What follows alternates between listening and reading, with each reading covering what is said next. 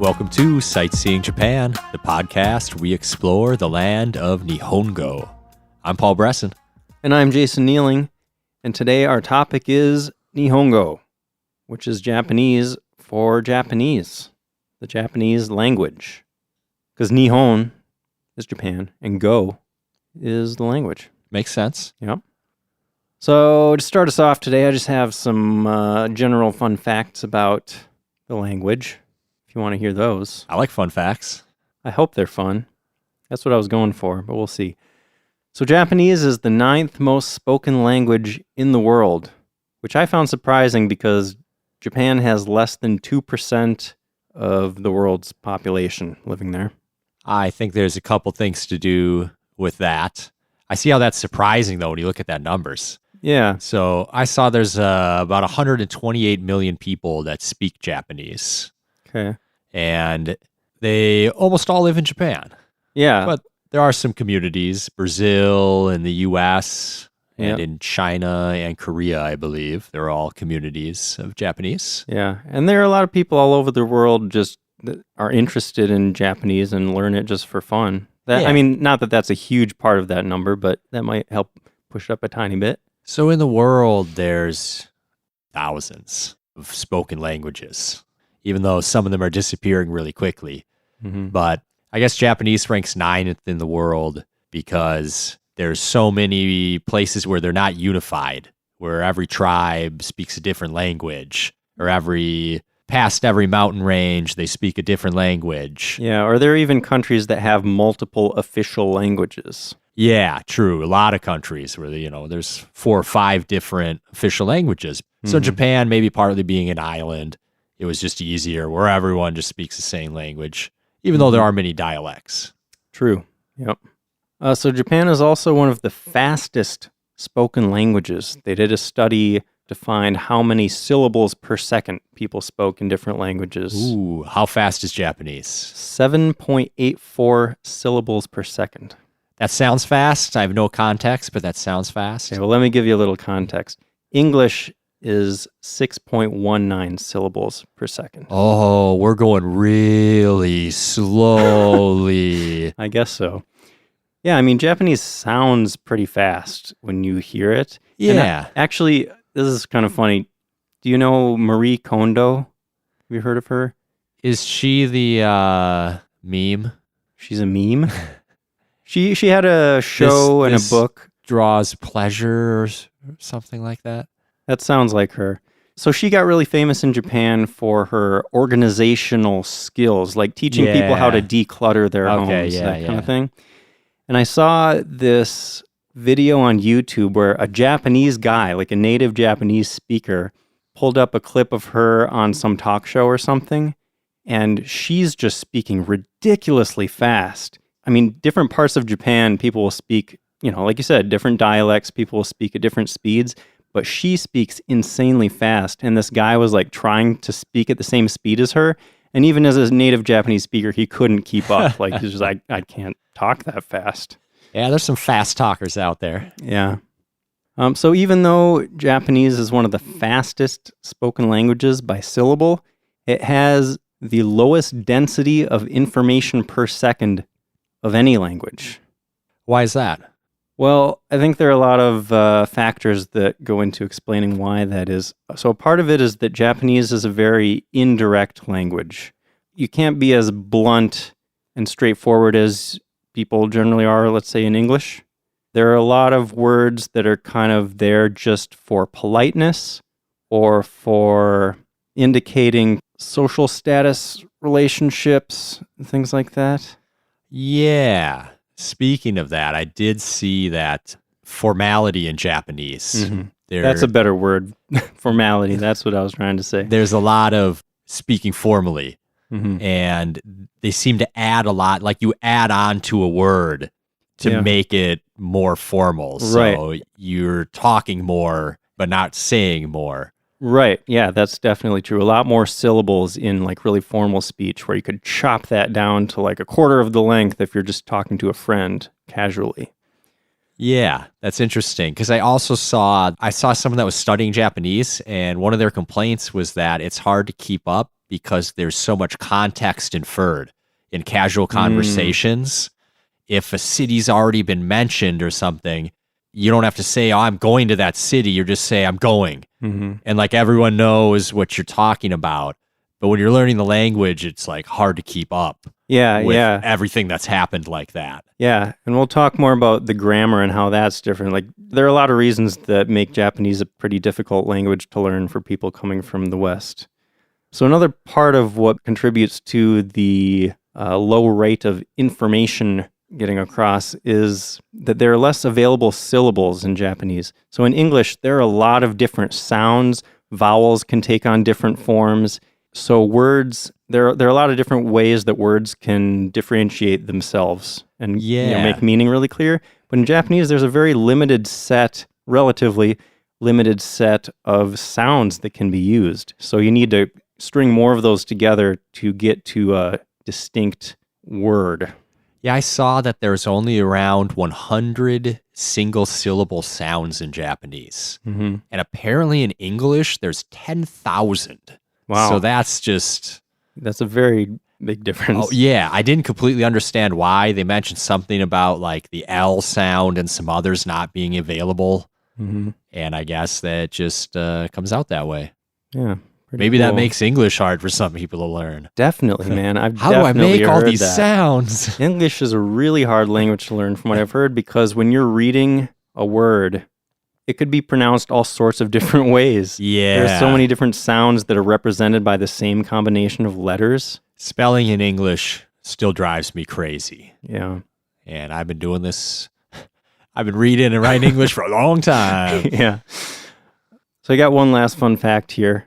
And I sort of alluded to this at the beginning when I talked about Nihongo. Nihon is Japan, in Japan. So I just wanted to point out that the word Japan is not Japanese. Japanese people don't talk about Japan. They talk about Nihon or Nippon. I think a lot of countries are like that too. The name we give them in English is not often what they call themselves. Yeah, that's true. What do you got next? So next, I want to talk about what the spoken language is like. And we kind of already got into this with those fun facts, but let's get even deeper, shall we? Yeah, let's do it.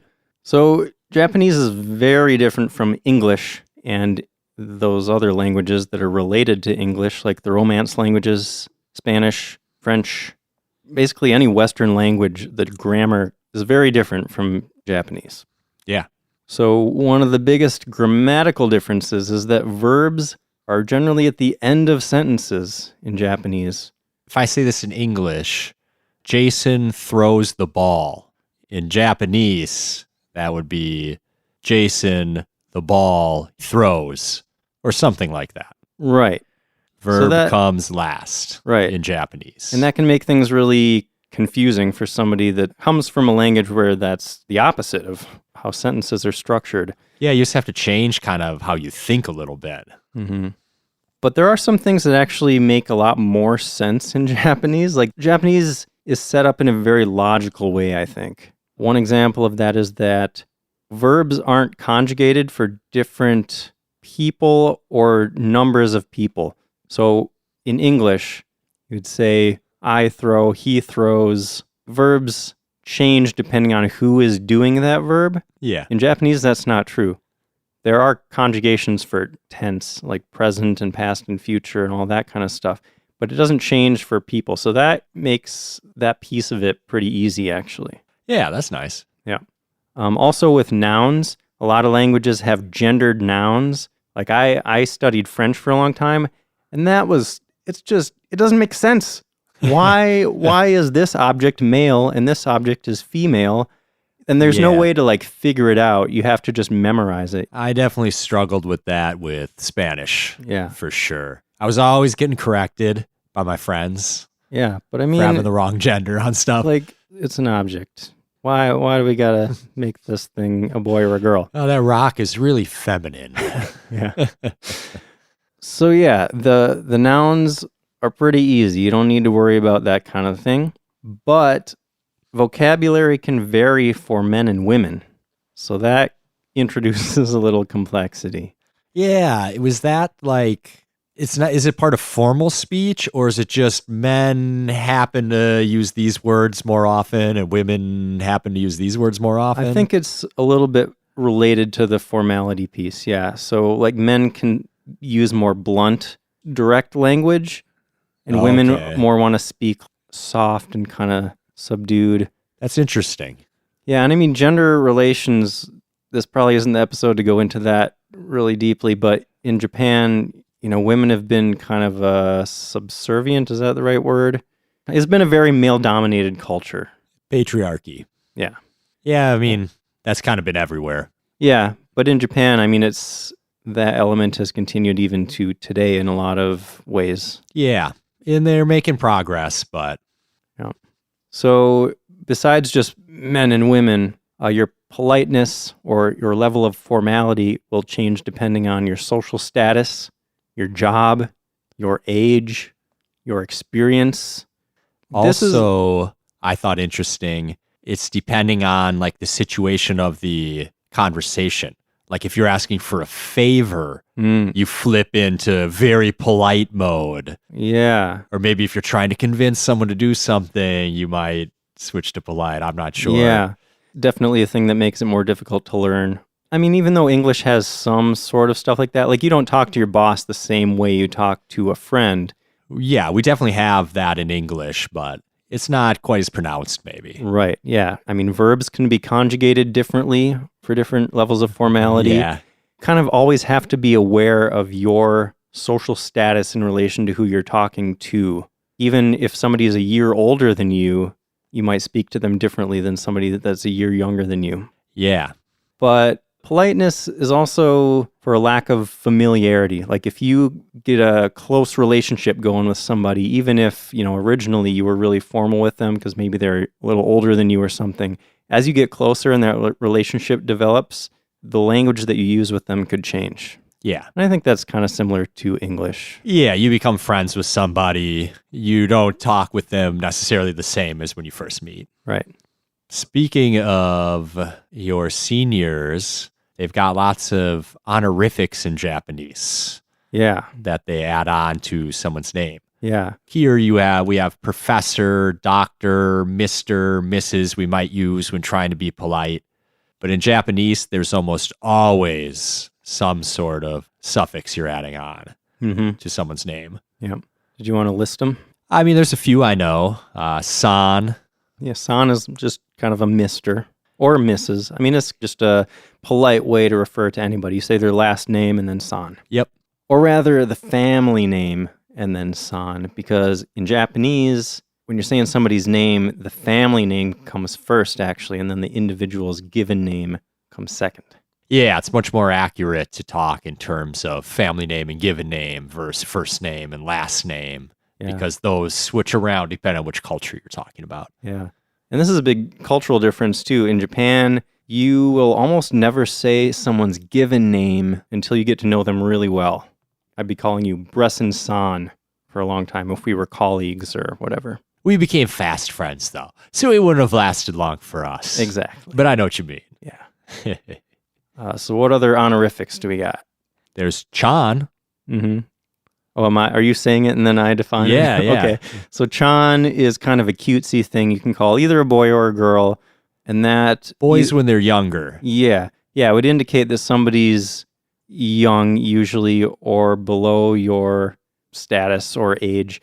Or you could even, if you use that to an adult, if I called you Paul Chan, it could be offensive if we weren't like you wouldn't close. really say that to an adult. Yeah. But since we're so close, if I called you Paul Chan, it would be kind of a jokey kind of thing. I'd get it. Yeah. And then there's kun. Yeah. So kun is for males pretty much. It's for boys, maybe male friends between each other. Yeah. There's also sama. Yeah, sama's very respectful. I mean, you might have even heard kami-sama, which is like God. I mean, kami even is a God, but kami-sama. Even God gets a suffix added. Yeah, or like royalty or something might be called sama. Going back to like the feudal days, you would call your lord sama, the emperor or anybody like that. Yeah. You actually also see that in the service industry a little bit. Okyaku-sama is a customer. They get sama at the end. So polite. Yeah. There's sensei.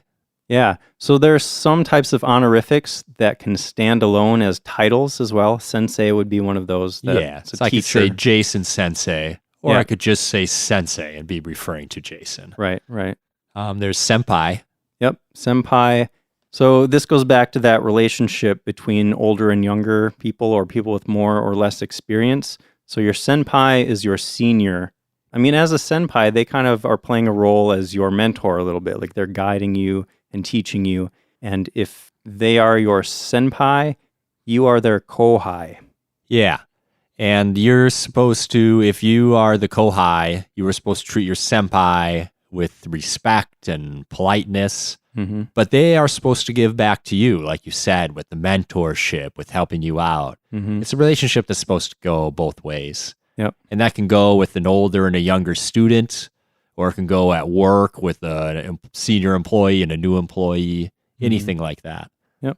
I also found, I'd never heard this honorific before, but have you heard Bo? Bo? Yeah. I don't think so. Bo is a cutesy honorific for little boys. Okay. So maybe I'll start calling you Paul Bo. Too much. Paul Chan? Cool. Let's go with Kun. All right. We'll talk about it. We'll talk later.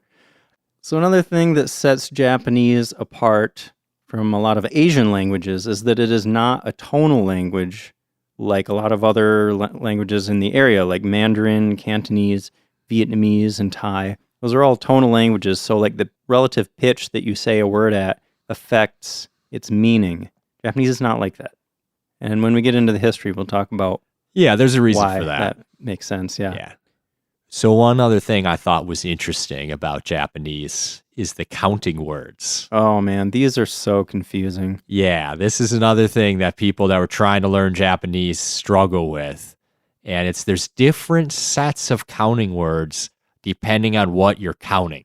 Yeah. So if you're counting the number of drinks you want ordered to your table, you got to use different words than if you're counting the number of stories in a building or something different. It gets worse, Paul. It gets so much worse. Because even if you're ordering a drink, the counter that you use will change depending on whether that drink is in a bottle or if it's poured into a glass. Oh, come on. I'm not kidding. Oh, that's crazy. Yeah, with all due respect. Yeah. It's very confusing. I can see how that would be frustrating. Yes, it is. And there are counters not even for like the thing that you're counting, but for the shape of a thing. All right. So moral of the story, if you're in Japan, just hold up fingers. Yeah. I need this many drinks over here, guys. Yeah. Honestly, that is probably a good strategy if you haven't figured out all the count. I mean, you could just say a number without the counter and they would get the message. Yeah. So, but yeah, the counters, if you really want to sound fluent, you got to know those counters, and there are a lot of them, and they're tough.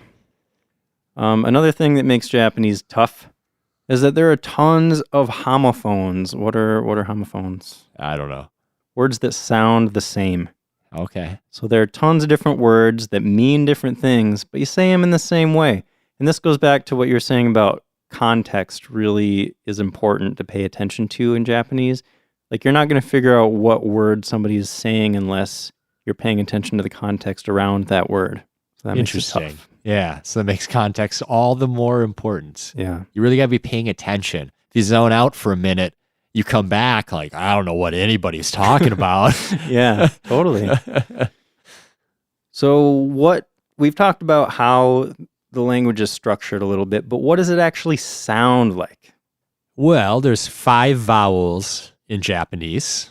A, I, U, E, and O. Yeah. And they always sound like that. The sound of a vowel will never change in Japanese, which is one of those things that makes it really nice and logical and easy in that sense. Probably why there's only so many syllable combinations. Yeah, exactly. Also, they can be short or long vowels. So they can be held sometimes, but it's always the same sound. Yeah. And consonants are pretty similar to in English. Like there's not new sounds that you won't know how to make. Yeah, well, there are actually less consonants in Japanese than in English. Like you said, there are no L and R. Those are almost combined into a consonant that's sort of in between. And that actually is kind of a sound that we don't quite have in English. Yeah, I suppose you're right. I always try to pronounce those as R's, but it's not quite. Yeah, it's got that little bit of in it. Yeah, the tongue just bounces off the top of your mouth real quick. But yeah, there are limited numbers of consonants too. So you got not a lot of consonants, you got not a lot of vowels. So the whole language is built on sticking those two things together, and you come up with a limited number of sounds, like we mentioned before. I mean, they're generally pretty easy to pronounce, so that's another piece that's kind of easy about Japanese. The hardest part, I think, is, like we said, it's a fast language. Mm-hmm. If you're thinking in your second language, it's hard to speak as fast as the native speakers. Yeah. Because it is going really fast. Yeah, definitely. So you'll definitely sound slow to native speakers, but they might understand the sounds that you're making. Yeah. I got another fun fact about the syllables. Okay. Okay, so this is about haiku. You're familiar with haiku? Yeah. The Japanese form of poetry? Yeah. So you may have heard that haikus are made of 3 lines. You got 5 syllables on the first line, 7 syllables on the next line, 5 syllables on the last line, right? Mm-hmm. Wrong. What? Yeah, that's kind of a misconception because, so in English, words are divided into clear syllables. Haiku, 2 syllables, right? Yep. In Japanese, they don't quite think of syllables as much as they do of those sounds that we're talking about. So haiku would be divided into 3 sounds, ha, I, and ku. And those are the things that are counted in haikus. So I see. Does that make sense? Yeah. Let me just give one more example just to drive it home. So Tokyo. In English, how many syllables would you say Tokyo is? 2. Okay. Have you ever seen Tokyo written with little lines over the O's? Yeah. Yeah, so those lines, that's an indication that vowel is stretched out. Mm-hmm. So if you're looking at the word Tokyo in Japanese sounds, you got to, o, kyo, o. So it's actually 4. So if your first line of your haiku starts with Tokyo, you only got 1 more syllable left, or 1 more sound. Pretty cool, huh? Yeah, that is cool. Yeah. So, I think it's time to talk a little bit about the history of the Japanese language. I love the history stuff. Yeah. So, Japanese is part of the Japanese Ryukyuan language family. Yeah, and that family pretty much stands on its own. Japanese is not clearly related to any other language, really. Yeah, it's not spoken natively anywhere outside of Japan. And Japan right now does include the Ryukyu Islands. Yeah, they're part of Japan now. So they stretch southwest from Kyushu to Taiwan. Yeah, so if you've heard of Okinawa, that's down there, part of the Ryukyu Islands. Yep. So English is related to a bunch of different languages. The Romance languages came from Latin, which is like Italian, French, Spanish. English came from German, which is the Germanic language family. But it's heavily influenced by Latin and written in Latin script. Yeah, so all these Western languages have kind of influenced each other in different ways throughout history. Is that fair to say? We've got a ton of influence of French and German into English, for sure. Yeah. And Scandinavian. Yeah. Norwegian, Old Norse, all those invasions into England. Yeah. So Japanese is pretty unusual in that there's no other spoken languages that are related to it. Yeah, even Chinese, which is, China's right next to Japan. Yeah, not related. Yeah. So if we go way back, the farthest I could find is that it's super hard to know on this old stuff when there's not written language that we found. But our best guess is that Japanese was brought over from southeastern Korea about 300 BCE from the Yayoi culture, which was the wet rice farmers that came over to Japan and started cultivating rice. And it's definitely not proven, and a lot of linguists in Korea don't like this idea, but that makes sense. The rest of the world kind of likes the idea. You know, they're doing, I think, a little bit of gymnastics maybe to match their beliefs themselves to the science. Yeah. But there is a little bit of evidence I heard from place names in Central and South Korea. Interesting. That tie it possibly to the Japanese language. Okay. Or the Proto-Japanese language. Yeah. Because there was a kingdom in Southern Korea that presumably spoke some Proto-Japanese language, but it got taken over by a Northern Korean kingdom that spoke the old Korean dialect. Oh, interesting. So that would kind of cut it off from like the rest of what Right. evolved into modern Korean. That's why it's only Korean spoken in Korea now. Yeah. And Japanese is only spoken in Japan. Interesting. Even though it maybe had its origins in Korea. Nice. Cool. Well, that's a lot more detail than I had. I read a long paper about this a couple years ago because I'm just Oh. like interested in stuff like that Cool. for whatever reason. Yeah, all I had was that. So we said that Japanese evolved, or at least has common roots with the Ryukyuan languages.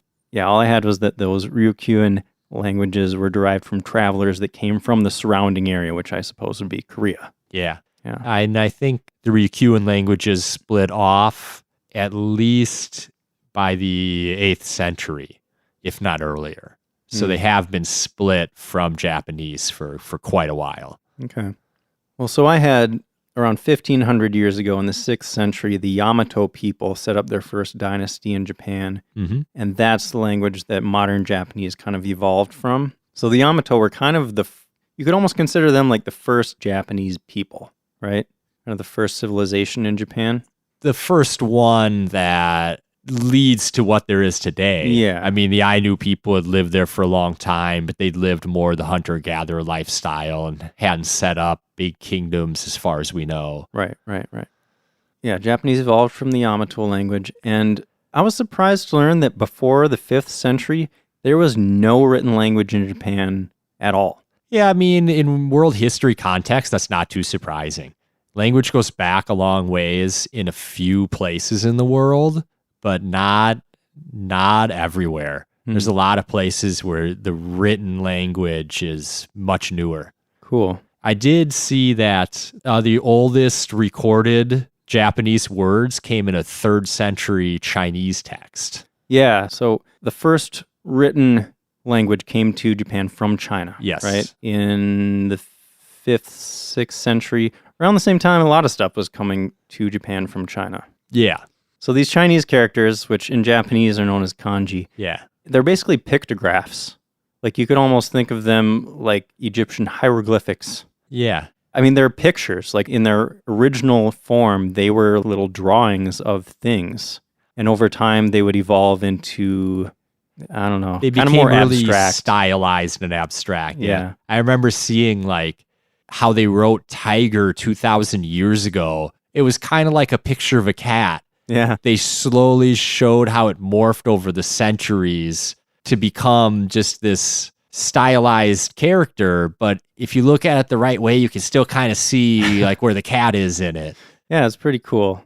And what I like about these kanji that, I don't know, it's just interesting because it's so different from the way English is set up, is that each kanji, it doesn't tell you how to say that word. It gets it across an idea. Yeah. An idea is encapsulated in this character. Yeah. You have to know how to say the word. Yeah. It's not a phonetic thing. You can't spell it out. Yeah, and these kanji, I mean, it's unrecognizable what this was originally a picture of, but a lot of times they're set up in really logical ways. Like if you look at the kanji for numbers, right? The kanji for 1 is a single horizontal line. The kanji for 2 is 2 horizontal lines. The kanji for 3, guess. 3 horizontal lines? Exactly. But let me guess, 4 is not 4 horizontal No, lines. it gets a little more It always complicated. stops at 4 for some reason. Yeah. But there are other ways that these work together in really interesting ways too. Like, so for example, the kanji for suki, which is affection or like if I like something, I would use that word. That kanji is a combination of the kanji for woman and child. You know, a lot of times you'll find little mnemonic devices to help you figure out what these mean because like woman and child, they have a bond between them, an affection, you know, that kind of explains that kanji. Yeah, interesting. And you'll find a lot of just weird little not coincidences, I guess, but very logical ways that the language fits together in certain ways if you start to study. Yeah, kanji. it's just totally different than the Western languages where it's written based on sound. Yeah. Rather than written based on ideas or pictures. Yeah. Okay, so kanji came from China. And at first, these texts were written and read in Chinese, even when they came to Japan. And only really high-class people were really reading these. They were the only ones that had access to this and were interested in becoming literate in Chinese, I guess. Right. Only the select few would be literate back then. Yeah. But eventually, the Japanese started using those kanji and kind of adapting them to align with the spoken Japanese language. So around 650 CE, something called Hiragana evolved, and that started to use those Chinese characters to indicate sounds instead of the meaning, like we talked about, how each kanji has, an idea attached to it. Yeah, that's cool. That will bring us to the next. Japanese has 4 writing systems, actually, but kanji was the first one. And you had something else to say about kanji, right? Yeah, there's about 2,000 to 3,000 kanji that are currently used in Japan. But in dictionaries, there's about 50,000. Yeah. I mean, it's ridiculous. Yeah, which is wild, but 2,000 to 3,000, I guess, is manageable. Yeah. To know most of them. Yeah. And I mean, most Japanese people will never have heard of a bunch of those extra thousands that aren't commonly used in Japanese. Yeah. But at some point, they were maybe... Yeah, a lot of them are probably more historical artifacts. I mean, even in English, there are a lot of old English words that you don't really see very often anymore. Yeah, definitely.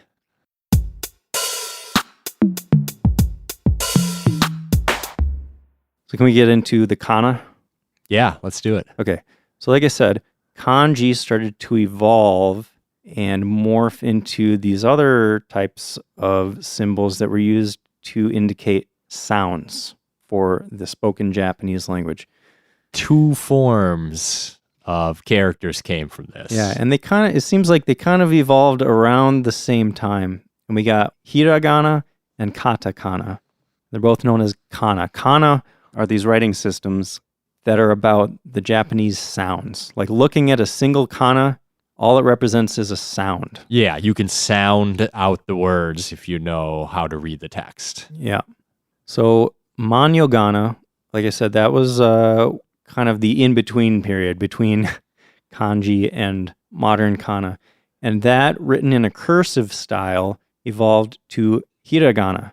Hiragana, what would you say hiragana looks like? It's generally like 3 to 5 quick calligraphy lines.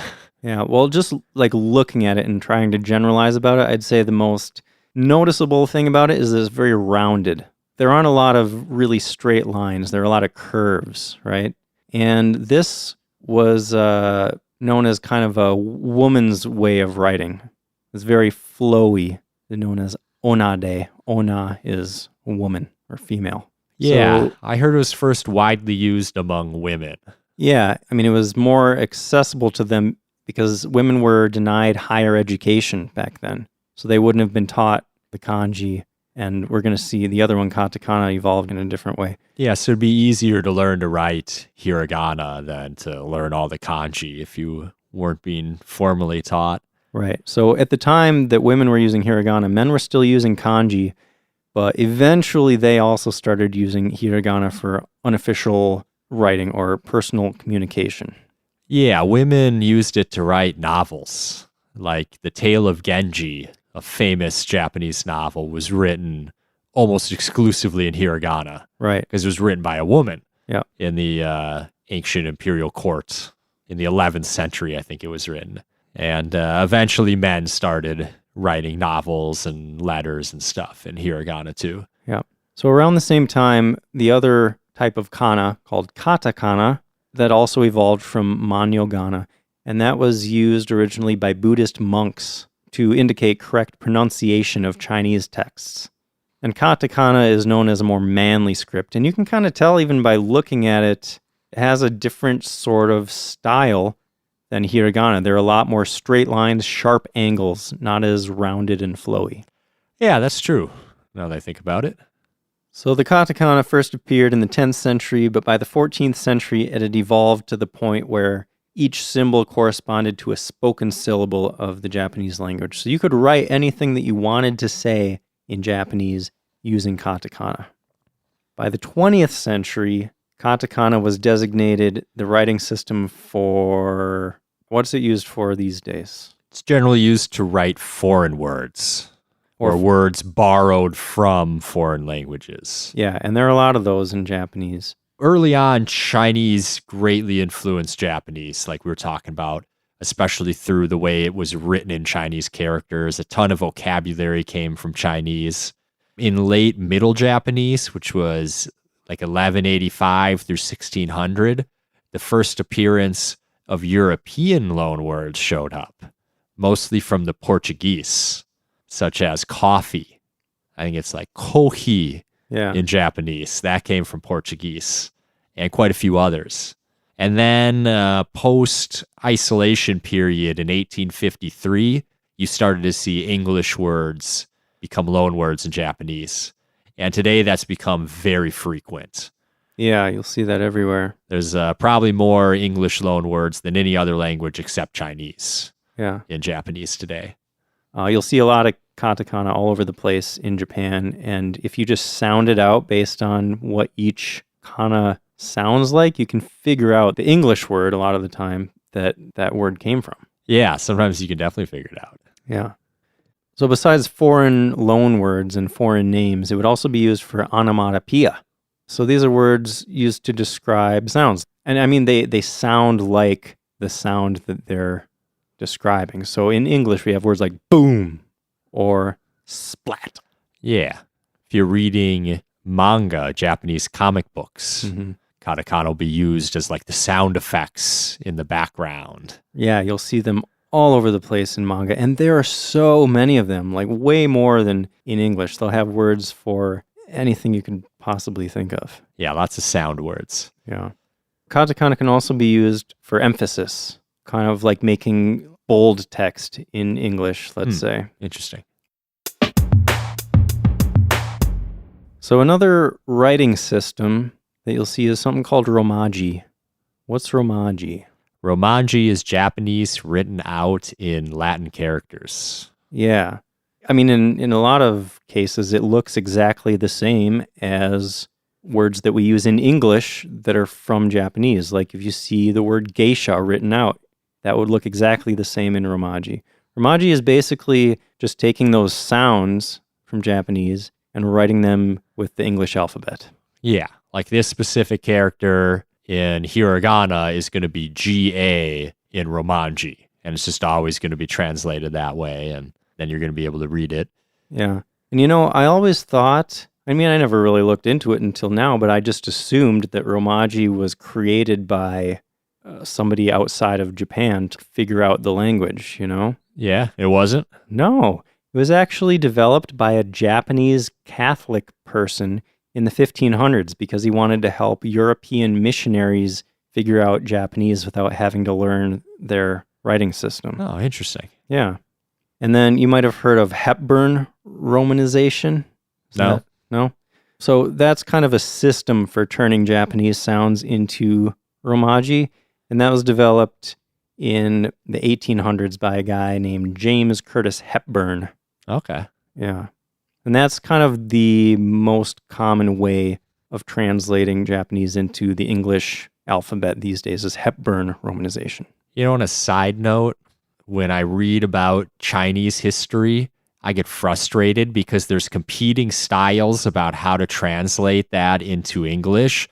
So you're reading the same word in different books and it's spelled totally differently, and I get confused sometimes. Huh, interesting. And it's a little frustrating. Yeah. Is this going to be spelled S-H-I or is it going to be spelled X-I or whatever, you know? Yeah, I mean, when languages are so completely different, the way they're set up, it's like hard to come to a consensus. Because none of them are perfect, so everyone's got their own idea of how it should be. Yeah, like how do you standardize how to turn this language into this written language? Yeah. It gets pretty complicated sometimes. Yeah, for sure. So let's talk about Japanese today. Okay. So these days, Kanji, Hiragana, and Katakana, 3 distinct writing systems, all of those kind of work together these days in written Japanese. You'll see them just mixed together. Yeah, it's not like one document's written in Kanji and one's written in Katakana. It's all mixed together. Yeah, and this is probably, if you're learning Japanese, this might be the hardest part, is figuring out the written language, because the kanji, like we said, there are tons of them, and you just kind of have to memorize them. Yeah. And those are going to form the base of a lot of words. Like verbs will have a base written in kanji, but then hiragana will be used to conjugate that. Yeah. Hiragana is used as modifiers a lot of the time. Yes. And particles too, in between verbs and nouns. Yeah. So nouns are also going to be kanji a lot of the time. Or if it's a loan word, you use katakana. Or if it's a native Japanese word, they'll use the hiragana. So it gets tricky. Yeah. Reading Japanese. Another thing that makes it especially frustrating is that kanji are not always pronounced the same way. So this is the craziest part of Japanese. So we talked about homophones. You got words that sound the same, but could be written differently with different kanji. But then you also have each kanji can have multiple ways of pronouncing it. Oh, wow. Yeah. And again, this is dependent on context. That's pretty much the way you're going to figure it out. It's all about the context. Yeah. So hiragana, like we said, can be used for conjugating. It can be used for particles. It can also be used as something called furigana.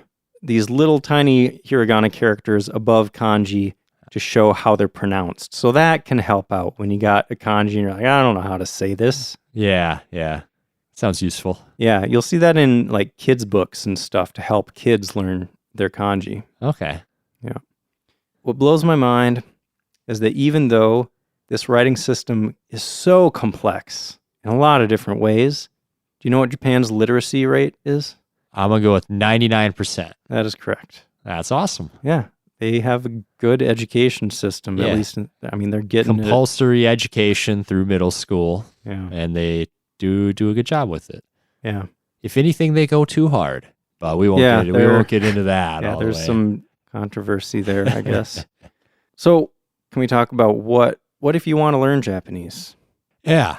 Knowing what you know now, Jason, how would you go about beginning to learn Japanese?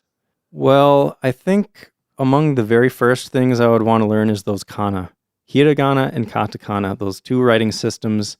It's a good place to start. Yeah, that are for the sounds, because then you're going to be able to write or read any of those and like just sound out words. That can be really useful. And those are super quick and easy to learn, at least relative to a lot of other parts of the Japanese language. Yeah. Let's say you're not even interested in becoming like fluent in Japanese, but you just want enough that it would be fun to use it in Japan. Learn katakana. There are tons of apps. If you just search on your app store, you will find tons of apps that are just like flashcards and mnemonic devices for katakana and hiragana. And like we said, katakana is for those English loan words. So if you go to Japan and you know your katakana, you can just start reading signs. And it's just really rewarding to be able to walk around and be like, oh, here's some Japanese. Let me see if I can read that. Yeah, that is fun. And you piece together this word, you sound it out, and I need an example here. So let's say you're walking around Japan, and you see this building, and it has some katakana on there, and you sound it out, and it says, hoteru. Hoteru. Hoteru. You just got to say it fast. What is that? Well, since they don't have the L sound, and it's often represented by R's, I think hotel. Yeah. That might be a place to stay. Yeah. So that's just one example, but you'll find all sorts of words where if you just sound it out and kind of say it fast and try to think like you're pronouncing something with a Japanese accent, you can figure out the English word that it's based on. If you're just walking down a shopping street or a touristy area, there'll be so many signs everywhere with katakana on them. Yeah. You'll be able to figure some of it out, and it's fun. Yeah, it's just really rewarding and kind of exciting. And if you're with people, you can really impress them. Be like, I can read that sign over there. Wow! Yeah. So anyway, if you really want to dig in, learn Japanese, become fluent, there are tons of resources online. a couple of popular books. If you want to get a physical book, there are books called Genki 1 and 2. And those are kind of introductions to the grammar and still a lot of the foundation of Japanese. But you'll find all sorts of podcasts, websites, all sorts of stuff. You just do some Googling, and really, I mean, you could learn Japanese without paying for anything. You could do it for free. Yeah. Just based on all that stuff. And if you get a little bit of handle on the writing system and the grammar, I always find a great way for vocabulary is music. Find some Japanese music you like and learn the translation of the lyrics, and you can pick up a lot of vocabulary. Definitely. That is great advice. These days online, you can even find places where you can speak with a Japanese person, whether it's like video chatting with them, or I even found some like, Omegle or Chat Roulette, right? They're websites where you could just get connected with a random person. They're infamous. Yeah. there are things that those are known for that are not great. But I found similar sort of things in Japanese where you just get connected to a random Japanese person. Oh, wow. And I had some fun like trying to type to them in Japanese. And a lot of times they'll be able to meet you halfway if they know a bit of English. But maybe I've heard of websites too where they'll like hook you up with someone who wants to practice their English and you want to practice your Japanese, and you can find like a buddy to have conversations with. Totally. Almost like having a pen pal, except now with the internet, like you don't need to mail a letter to them. You could just chat whenever you're both available, like over video chat or something. Yep. That can be super useful.